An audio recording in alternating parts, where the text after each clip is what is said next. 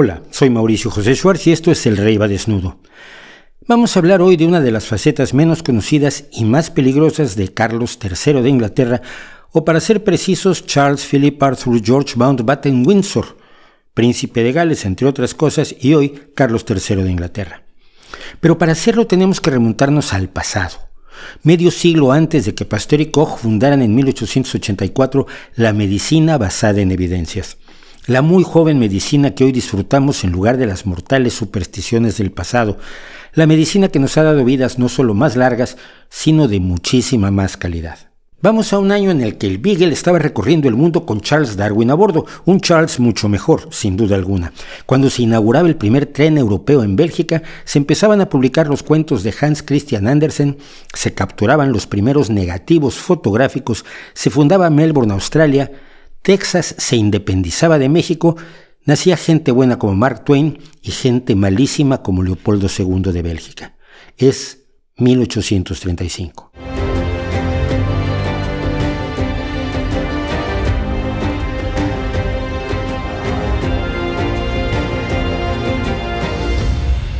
Adelaide, reina consorte del rey Guillermo IV, sufría, se dice, una grave enfermedad que nadie parecía saber qué era.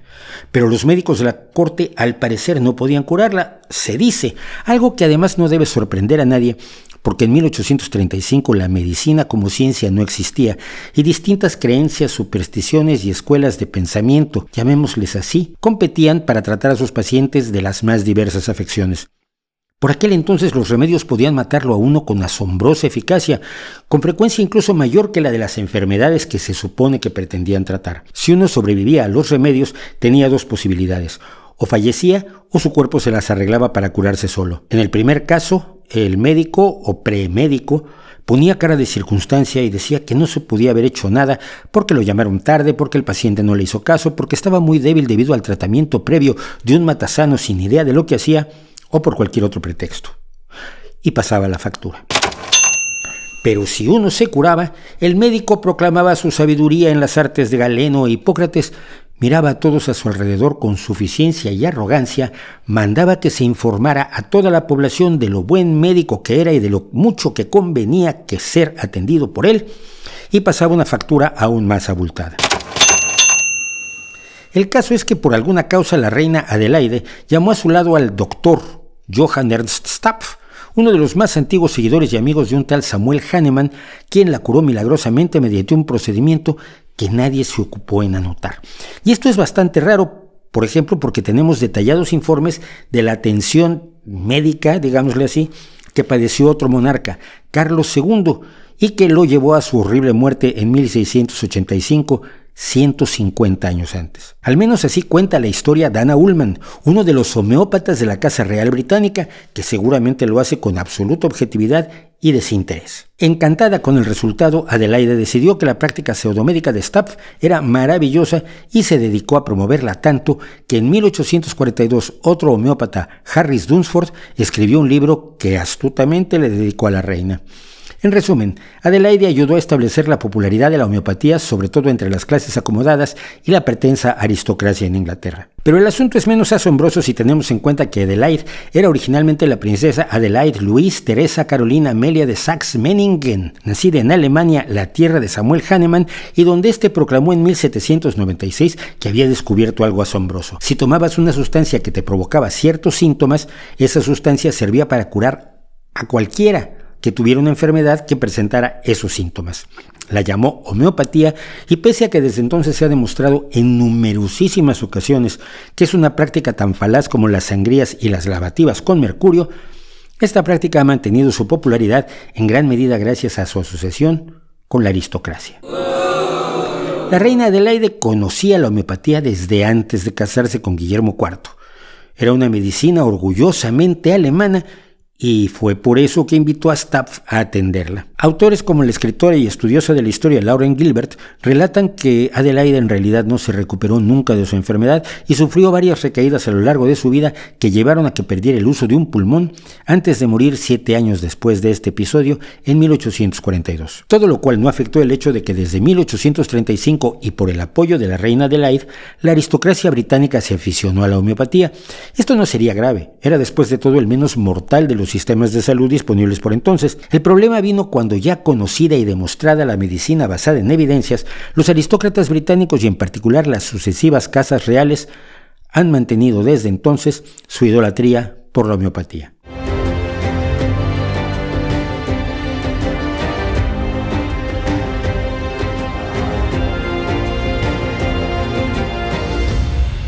La reina María, esposa de Jorge V, encabezó la recogida de fondos para mudar y ampliar el Hospital Homeopático de Londres, donde pese a su convicción hahnemanniana, nunca se ha aplicado anestesia homeopática. Eduardo VII se hizo amiguísimo del doctor Frederick Hervey Foster Quinn, primer homeópata británico, que coincidentalmente era hijo de la duquesa de Devonshire y por tanto, como presunto aristócrata que era él mismo, no tuvo problema en atraer a pacientes de su alta alcurnia.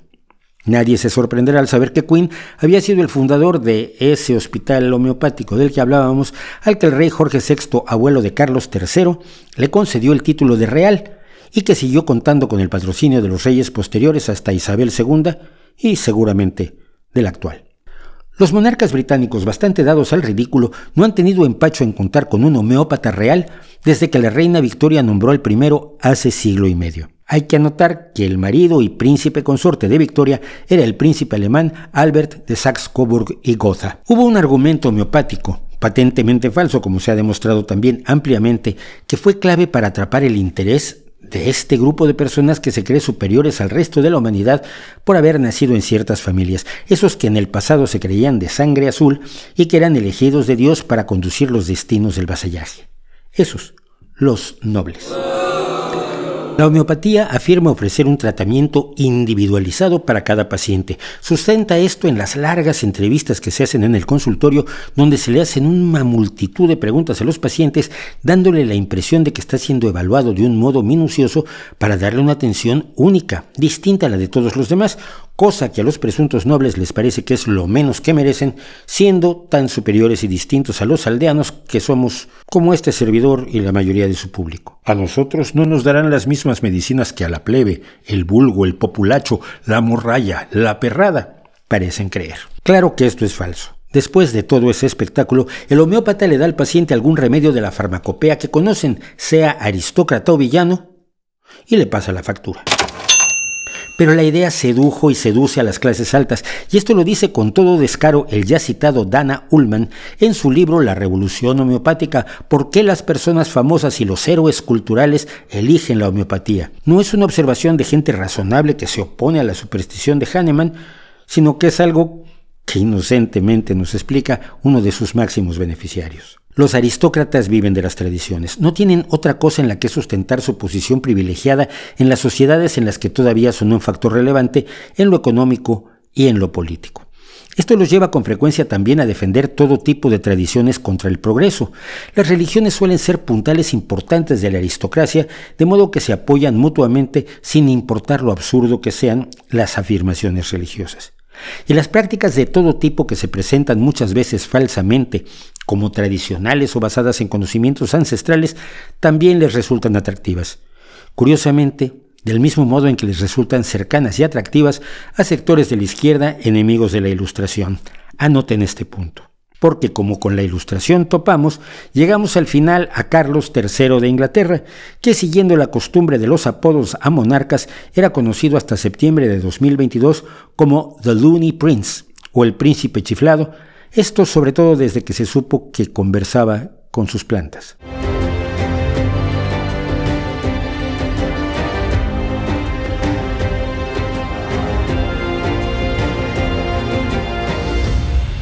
Carlos III de Inglaterra nació el 14 de noviembre de 1948, hijo de la entonces princesa Isabel y de su esposo Felipe, príncipe de Grecia y Dinamarca, que hasta su matrimonio trabajaba de primer teniente de la Armada Británica. La vida que le esperaba a Carlos se vio sacudida sin que él se enterara 4 años después, cuando su abuelo Jorge VI murió, convirtiendo a Isabel en reina y al pequeño, que aún estaba aprendiendo a diferenciar entre un cuadrado y un círculo, en el primero de la línea de sucesión al trono si algo le ocurría a su madre. Como no le ocurrió nada a su madre durante los 70 años siguientes, Carlos, que llevaba los títulos de príncipe de Gales, príncipe de Edimburgo, duque de Rothesay y un montón más, se dedicó a su tarea fundamental: esperar. Fue el primer príncipe heredero que asistió a escuelas comunes con la chusma, llegando a estudiar arqueología, antropología e historia en Cambridge y obteniendo una licenciatura en humanidades, después de lo cual pasó a servir en la Fuerza Aérea y en la Armada, antes de emprender sus labores más bien simbólicas como eterno príncipe heredero. No vamos a pasar por su biografía, sus 2 matrimonios, sus posiciones políticas, algunas admirables y otras profundamente despreciables, sus comentarios inapropiados, sus controvertidas opiniones sobre arquitectura y otros aspectos de su larga y agitada vida, porque puede usted encontrarlos en todos lados sin mucho esfuerzo, tanto a favor como en contra, pues el caballero en cuestión ha sido comidilla infaltable de la prensa rosa durante todas estas décadas. El tema que nos ocupa se hizo evidente en una frase que el entonces príncipe de Gales soltó en 1982, cuando se le nombró, como suele hacerse en el Reino Unido para quedar bien y promoverse, presidente honorario de la Asociación Médica Británica. En el discurso de aceptación de este honor, Carlos soltó: diría que todo el imponente edificio de la medicina moderna está como la célebre Torre de Pisa, ligeramente desequilibrado. Y lo decía, por supuesto, basado en sus conocimientos científicos y médicos, que por entonces, como hoy, eran de cero absoluto. Por cierto, demostrando la seriedad que le falta al aristócrata, los médicos de la asociación hicieron un amplio estudio sobre la eficacia de la medicina alternativa. Igual funcionaba. Después de 3 años y de revisar 600 documentos que se le presentaron, concluyó que el apoyo a estas terapias era totalmente anticientífico y finalmente, en el 2010, la Asociación Médico Británica declaró finalmente que la homeopatía es brujería. Y el rey es brujo. Habiendo salido del armario homeopático, a partir de ese momento Carlos fue uno de los más acérrimos defensores en el Reino Unido de las más diversas formas de charlatanería médica, además de que su interés por el medio ambiente acabó despeñándose en delirios como el de la agricultura biodinámica, uno de los varios embustes de la secta de la antroposofía, dueña también de la banca Triodos, de las escuelas Waldorf, etcétera, etcétera. Durante años, su gurú fue el sudafricano Laurens Jan van der Post, quien lo convenció de explorar el antiguo mundo de lo espiritual y el camino interior a la verdad y la comprensión en contraposición con lo material y objetivo, que es despreciable. Carlos grababa sus sueños y Van der Post los interpretaba según las ocurrencias de Carl Gustav Jung, con arquetipos e inconsciente colectivo incluidos. Y Carlos se lo tragaba todo. No es de extrañarse que en 1982 admitiera hablarles a sus plantas. Es muy importante hablarles, ellas responden, dijo. Y en 2013 reveló que no solo les hablaba, sino que les daba instrucciones. ¿Y tú qué opinas? ¿Está chiflado? Si es el rey. Pues que nos ha salido republicana la plantuca. Sin embargo, Carlos no es tan tonto como para renunciar a la medicina real, a la que está basada en evidencias y no en arengas de vendedores de aceite de serpiente. Así que ha sido promotor de la manera más eficaz de mantener el embuste, llamar a la medicina sin bases complementaria. La idea es que cualquier ritual curativo supersticioso se puede usar como complemento a la medicina de verdad. Esto hace más fácil eludir la exigencia de que las prácticas que también otros llaman alternativas exhiban pruebas clínicas de su eficacia. Una medicina complementaria puede ser un complemento nada más para que el paciente se sienta bien, como un masaje o un vaso de leche con galletitas. Y con eso se pretende validar, como si fueran eficaces, una serie de prácticas que en realidad hacen afirmaciones muy distintas. La homeopatía no pretende complementar a la medicina científica, sino sustituirla, igual que el Reiki, la bioneuroemoción, las constelaciones familiares, la acupuntura, la quiropráctica y todo lo que usted se encuentre en la cartuchera del embuste organizado. A Carlos le gusta todo lo que hay en esa cartuchera y muchas cosas más. Lo que no le gusta, decíamos hace unos momentos, es la Ilustración. Bajo el concepto general de la Ilustración se suele meter también a la revolución científica que la antecedió, pero que de alguna manera le dio origen. Porque la Ilustración es un movimiento que defiende el derecho a la felicidad humana partiendo de la base de que todos somos iguales. La búsqueda del conocimiento mediante la razón y la evidencia. Ideales tales como la libertad, el progreso, la tolerancia, la fraternidad, el gobierno democrático, la soberanía del pueblo y la separación de la Iglesia y el Estado, todo ello basado en la razón. Y es así que Carlos confesó en 2010: una vez me acusaron de ser el enemigo de la Ilustración. Me sentí bastante orgulloso. Pensé, espera un momento, la Ilustración comenzó hace más de 200 años. Tal vez sea el momento de pensar de nuevo y revisarla y cuestionar si es realmente efectiva en las condiciones actuales que enfrentamos enormes desafíos en todo el mundo. Debe ser evidente para la gente en el fondo que no podemos seguir así, imaginando que los principios de la Ilustración establecidos en el siglo XVIII todavía se aplican. No creo que lo hagan, pero si desafías a las personas que sostienen que la Ilustración es la respuesta definitiva a todo, realmente los molestas. Por supuesto, no hay nadie que sostenga que la Ilustración es la respuesta definitiva a todo. Es un hombre de paja, pero real. Todo ello no es más que retórica. La Ilustración comenzó hace más de 200 años, pero se ha desarrollado y evolucionado al demostrar y comprobar que sus ideas básicas son correctas, que la ciencia funciona y que puede producirse felicidad, riqueza y dignidad para millones de personas de sectores de la sociedad que nunca habían conocido más que la sumisión, el trabajo, el sufrimiento y una vida brutal y breve. Carlos no cree que se apliquen los principios de la Ilustración porque han pasado 200 años desde que se postuló, pero no parece poner en duda la óptica de Newton, que tiene más o menos la misma edad, o el álgebra de Al-Khwarizmi, aunque ésta haya sido desarrollada en el siglo IX. Carlos preferiría acaso que se aplicaran las ideas previas a la Ilustración, la soberanía de los monarcas, la unión Iglesia-Estado, la desigualdad, la falta de libertades y el pensamiento irracional y acrítico, con vasallos bien domados.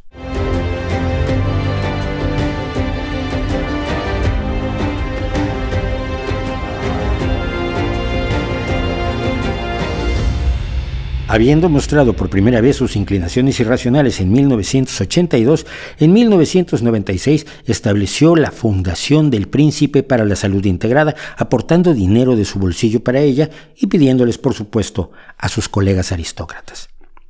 En 2006, Carlos habló ante la Asamblea Mundial de la Salud en Ginebra, Suiza, donde propuso la integración de las terapias complementarias con la medicina de verdad, acudiendo al argumento de la tradición, por supuesto.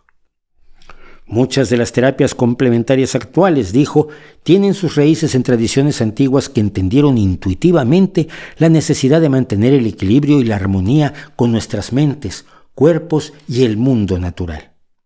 Si esto le suena a usted como una arenga de Podemos o de algún líder de la izquierda más desorientada con la que le toque a usted vivir, quizás no sea una mera coincidencia. Porque Carlos también es enemigo de los transgénicos, es creyente en la agroecología y ha tenido como asesora a la promotora de esta locura, Vandana Shiva, esa mujer que se finge física y cuyas enseñanzas absolutamente desencaminadas provocaron el desastre agrícola de Sri Lanka a fines de 2021 y principios de 2022. Carlos podría ser líder de algún partido populista posmoderno delirante cuando dice que la evidencia de la experiencia es tan importante como la evidencia científica, algo que firmaría encantado cualquier woke interseccional de política de identidades, queer y de la izquierda feng shui, como me he atrevido a llamarla yo. La experiencia personal por encima de la ciencia. La experiencia vivida le llama a la Academia Estadounidense, toda una filosofía que hoy justifica posiciones extremas no solo en cuanto a salud, sino en política y sociedad en su conjunto. Las palabras de Carlos en 2006 provocaron la respuesta de la revista de la Federación de Sociedades Americanas de Biología Experimental, cuyo editor, Gerald Weissman, intituló Homeopatía, Holmes, Hogwarts y el Príncipe de Gales, donde señaló que el hoy monarca estaba en guerra contra la ciencia. Al mismo tiempo, 13 de los médicos y científicos más eminentes publicaron una carta abierta oponiéndose a la integración de las presuntas terapias complementarias en los servicios del NHS. El NHS, National Health Service, Servicio Nacional de Salud, es una de las joyas del Reino Unido, un sistema de salud universal, público y de enorme calidad que vela por el bienestar de todos los ciudadanos sin excepción. Pero como todo sistema de salud así, el asunto de sus presupuestos siempre es problemático, siempre se necesita más de lo que hay y la eficiencia es una prioridad clave. Por eso estos médicos decían en su carta, en un momento en que el NHS está bajo una intensa presión, los pacientes, el público y el propio NHS se benefician mejor si utilizan los fondos disponibles para tratamientos que se basan en pruebas sólidas. E iban a lo fundamental, cómo usar procedimientos que no se han probado, que no han evidenciado su eficacia y en algunos casos incluso han demostrado tener efectos dañinos. Decían, nuestra capacidad para explicar y justificar a los pacientes la selección de tratamientos y para dar cuenta de los gastos en ellos de manera más amplia se ve comprometida si dejamos de remitirnos a las evidencias. De manera más inquietante, David Colquhoun, farmacólogo del Colegio Universitario de Londres, ha descrito a Carlos como una amenaza al gobierno constitucional y a la salud de la nación. Porque lo suyo, decíamos, no es solo la homeopatía. Carlos cree en la acupuntura, cuya verdadera historia ya contamos aquí, además de ser un convencido de algo que se llama la terapia Gerson, que pretende curar todos los males con una dieta vegana, suplementos alimenticios y lavativas de café, aceite de ricino y agua oxigenada. Cree que se pueden diagnosticar las enfermedades mediante la reflexología podal, el iris de los ojos, la textura de la lengua y el ritmo del pulso, todos métodos que se ha demostrado que no tienen ninguna utilidad. Además, cree en prácticas contradictorias como la aromaterapia, la medicina ayurveda de la India, la quiropráctica, la herbolaria, la terapia marma, donde te curan tocándote en unos puntos mágicos llamados marma, y la supuesta medicina tradicional china, de la que también hemos hablado aquí. Y es que da igual. Todo le parece maravilloso. En 2010, Carlos fue al Centro de Estudios Islámicos de la Universidad de Oxford, del que es patrocinador, a dar otro discurso en el cual acabó diciendo que la ciencia no podía resolver el problema del medio ambiente. I would like you to consider very seriously today whether a big part of the solution to all of our worldwide crises does not lie simply in more and better technology, but in the recovery of the soul to the mainstream of our thinking. Our science and technology cannot do this. Only sacred traditions have the capacity to help this happen. Esto, hay que notarlo, lo denunció oportunamente el periodista y pensador Christopher Hitchens en su artículo Carlos, el príncipe del disparate. No es raro entonces que en 2017 ya el diario digital The Daily Beast advirtiera que el creyente en la brujería, el príncipe Carlos, dará un sermón a los Estados Unidos sobre medicina y advirtía que no le creyeran absolutamente nada.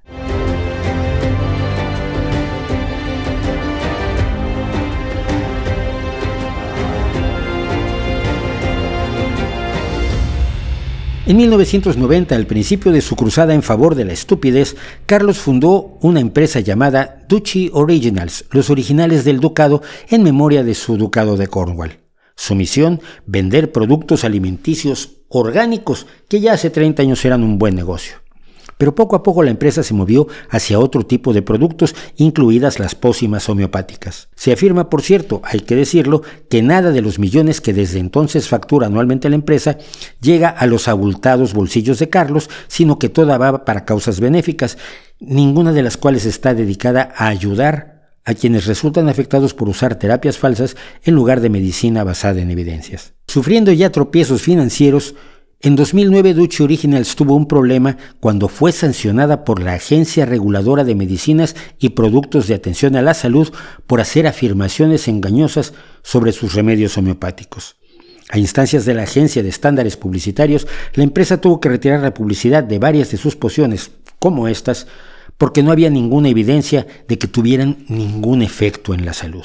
Quizás fue por eso que un año después Carlos decidió fusionar su empresa con Waitrose & Partners, una tradicional cadena de supermercados inglesa que salvó a Duchy Originals y hoy vende con su marca todo tipo de alimentos presuntamente orgánicos, pero ya nada de homeopatía. Ese mismo 2010, su Fundación para la Salud Integrada, que había recibido grandes cantidades de subvenciones del Departamento de Salud para promover sus patrañas entre los profesionales médicos y en las escuelas, estalló en un escándalo financiero y de lavado de dinero que terminó con uno de sus directivos tras las rejas. El escándalo llevó a que se cerrara la fundación y que resucitara mágicamente de inmediato con el engañoso nombre de Colegio de Medicina, pero con el mismo personal pseudomédico que había trabajado en la fundación, aunque en esta ocasión, nos dicen, Carlos no intervino en esta nueva institución. Cosa que, por supuesto, le creemos. Oh sí, le creemos. Por esa misma época se denunció que Carlos había escrito personalmente al menos 7 cartas a la Agencia Reguladora de Medicinas y Productos de Atención a la Salud que mencionábamos para pedir que se relajaran las reglas para los productos de herboristería como los de Duchy Originals. Y se supo también que Carlos personalmente había presionado al entonces secretario de Salud, Andy Burnham, para que se promovieran los tratamientos alternativos en el NHS. Para terminar ese tremendo 2010, el Comité de Ciencia y Tecnología de la Cámara de los Comunes del Parlamento británico presentó un informe demoledor indicando que los remedios homeopáticos eran científicamente implausibles y no eran distintos ni mejores que un placebo. Esto es algo que ya se sabía, pero que lo dijera ese comité era políticamente un golpe importante en el Reino Unido porque empezó a marcar la salida de la homeopatía del NHS. Aún así, en 2017, Carlos invitó a que lo visitaran sus amigos de la Escuela de Homeopatía y en 2019 se hizo patrocinador de otra presunta facultad de homeopatía. Carlos ha sido inasequible al desaliento sin importar cuántas pruebas haya en contra de sus creencias.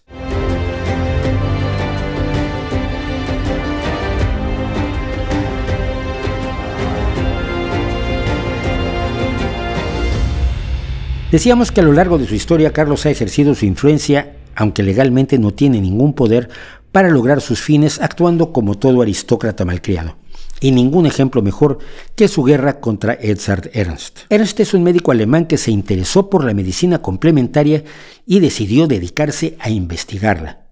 Pero investigarla en serio, con una actitud científica abierta, para determinar si las medicinas alternativas, las terapias alternativas, son o no efectivas y seguras. Habiéndose hecho un nombre en ese campo, en 1993 fue llamado a instalar el Departamento de Medicina Complementaria en la Universidad de Exeter, en el Reino Unido. Pero el buen doctor presentaba un problema. Es un científico honesto y regido por las evidencias, y en la siguiente década las evidencias le indicaron con claridad que las medicinas alternativas ni eran eficaces ni seguras, y así lo documentó en más de 700 papers en revistas científicas o journals. Cuando Carlos instaló su fundación, Ernst la criticó comenzando más de una década de batallas contra el hoy monarca. Así nos lo contó en 2018. Foundation was very influential in my field, and there was tension always, because to put it in a nutshell, I wanted to investigate alternative medicine, and he, and that foundation and everybody associated with it, wanted just to force feed the NHS on alternative medicine. So integrate today and investigate later, and I was saying investigate today and perhaps integrate some of it later. So that was the conflict. So I criticized things they were doing, patient brochures which were incorrect and misleading, etc., etc. En 2005, Carlos encargó al economista Christopher Smallwood un informe que demostrara que la medicina alternativa era eficiente en términos de costo-beneficio y por tanto debía suministrarse en el NHS, fuera o no efectiva. Las conclusiones estaban escritas antes de empezar el estudio. Ernst fue incluido como colaborador, pero cuando vio la situación decidió excluirse. Al hacerlo llamó la atención de The Times, que lo entrevistó, pero el doctor Ernst se negó a hablar de todo lo que era confidencial en el informe y decidió que sí podía criticar la metodología. I can tell you about the methodology because that didn't seem confidential to me. I can tell you why I pulled out, and I did, and in very dramatic words, because I was very angry. The next day was title page of the Times, and I received an email from this economist, just 2 lines. I will make sure that you regret that. La furia del economista empleado de Carlos se vio seguida de una inaceptable intervención del secretario privado de Carlos, Sir Michael Pitt. Sure enough, official complaint from the first private secretary of Prince Charles to my vice chancellor that I had broken confidentiality and I should be investigated. Esto llevó a una investigación de 30 meses de la Universidad de Exeter, donde el doctor Ernst tuvo que defenderse con sus propios recursos y ganó una victoria que fue en gran medida pírrica. At the end was the threat that I would be dismissed, and for me personally, this wouldn't have been such a disaster, but for the field it would have been a disaster, because they would have celebrated and said, "Oh, finally, we have the victory over science." Yes. Basically. And eventually I won this battle, and I received a letter that I had done nothing wrong. But in these 13 months, all support had broken down. My staff was being dismissed. And eventually I had run out of money, and had to go into early retirement. So I had won the battle and lost the war. Pero Ernst siguió peleando. En 2008 escribió una carta también en The Times pidiendo que la fundación de Carlos retirara 2 engañosas guías dirigidas al público, y además escribió junto con el periodista y físico Simon Singh el libro Truco o Tratamiento sobre las falsas terapias alternativas, incluyendo en él el papel de Carlos. Además, en 2022 publicó una biografía no autorizada, Carlos el Príncipe Alternativo, con toda la trayectoria de charlatanería del que hoy es rey de Inglaterra y de otros 14 países. En 2004 y 2005, al tiempo que se producía el escándalo del informe de Smallwood, Carlos le escribió varias cartas al entonces primer ministro Tony Blair quejándose de que cierta directiva de la Unión Europea sobre medicinas alternativas afectaba al sector de las medicinas complementarias en el Reino Unido. El abuso de la influencia de Carlos se hizo evidente una vez más en julio de 2013, cuando convocó al entonces ministro de Salud Jeremy Hunt a su residencia de Clarence House para convencerlo de que defendiera prácticas alternativas, promulgando leyes a modo, algo totalmente fuera de las atribuciones del príncipe heredero inglés. Quizás por eso fue que en 2014 Hunt pidió a la más alta autoridad médica del gobierno, Sally Davis, que comisionara revisiones expertas de 3 estudios de remedios llevados a cabo por la empresa homeopática francesa Boiron, esa cuyos cursos de homeopatía han sido incluso aprobados por mi perro Teco. La experta llama a la homeopatía rubbish, basura.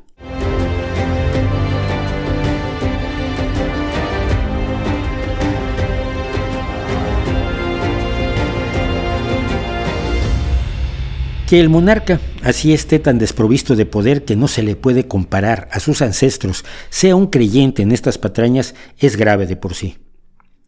Pero no es extraño. Todo tipo de jefes de Estado y de gobierno de todos los niveles a lo largo de los años han demostrado su proclividad a creencias irracionales. Nuestros políticos, herederos o electos, son en su enorme mayoría absolutos analfabetas científicos. Son gente formada en el derecho, la economía, la sociología, la historia, la lingüística o sobre todo la filosofía, pero sin nociones de cómo se obtiene el conocimiento científico y por qué es válido, y no lo son las ocurrencias de los alternativistas, aunque se disfracen de complementarios. El anterior líder y candidato laborista, Jeremy Corbyn, por ejemplo, votó con varios otros laboristas a favor del reconocimiento a los hospitales homeopáticos en 2007 y pidió que se reconsiderara la determinación de que la homeopatía era científicamente implausible. Tratando de explicar esto, en un tuit de 2010 dijo: "Creo que los medicamentos homeopáticos les funcionan a algunas personas y que complementan a los convencionales. Ambos vienen de materia orgánica. Y como ambos vienen de materia orgánica, la ignorancia tira de espaldas". Diana de Gales, el príncipe Andrés y Sarah Ferguson, duquesa de York, recibían atención del homeópata Jack Temple.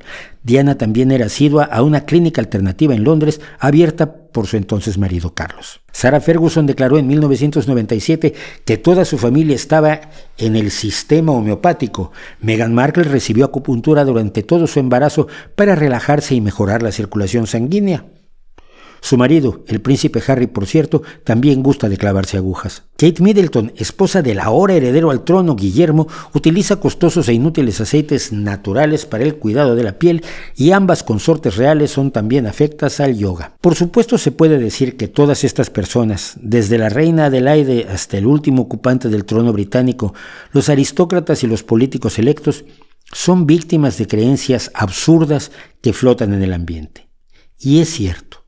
Pero no es menos cierto que por las responsabilidades que tienen, así sea simplemente como figuras a las que la gente les presta atención inexplicablemente, si usted quiere, deberían ocuparse de saber tanto de ciencia como saben de moda, de cacería de zorros, de buenos vinos o de decoración de interiores. Porque todas esas personas en posición de hacer mucho daño suelen escuchar a la ciencia cuando les conviene, cuando valida sus ideas, cuando les resulta rentable, pero la echan a un lado irreflexivamente, siguiendo sus emociones, sus creencias, sus ideas a medio cocinar, sin asomo de un mínimo espíritu crítico o de servicio a su sociedad. Cuando en uno de sus arranques Carlos recomendó en 2004 a los médicos que les aplicaran lavativas de café a los pacientes de cáncer, el profesor Michael Baum, especialista en cáncer del Colegio Universitario de Londres, escribió: «El poder de mi autoridad viene con un conocimiento construido sobre 40 años de estudio y 25 años de participación activa en la investigación del cáncer.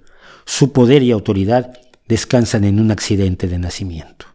Y es cierto. Finalmente, es muy curioso que la gente del poder esté tan dispuesta a darnos consejos de salud para el mejor mantenimiento de nuestros cuerpos, cuando no se atreverían a meter su cuchara en la reparación de un avión, un ferrocarril o un automóvil de Fórmula 1, aparatos todos ellos de gran complejidad, pero enormemente simples cuando los comparamos con el cuerpo humano. Y eso es lo más preocupante. En todo su delirio, Carlos III, rey de Inglaterra y 14 países más, y cabeza de una mancomunidad de 52 naciones, siendo un hombre que tiene a su alcance toda la información, todas las universidades, todos los asesores y todas las instituciones, no resulta distinto de cualquier otro personaje del mundo del poder, sea un alcalde de pueblo pequeño o un presidente poderosísimo, que optan por creer que saben para no tomarse la molestia de saber, y de paso así ahorrarse el riesgo de que sus adoradas creencias resulten un embuste. Pero todo esto sin importarles que otras personas mueran o sufran como consecuencia de su narcisismo anticiencia. Y es contra ese analfabetismo científico, a veces voluntario, contra el que debemos luchar día a día. ¿No cree usted?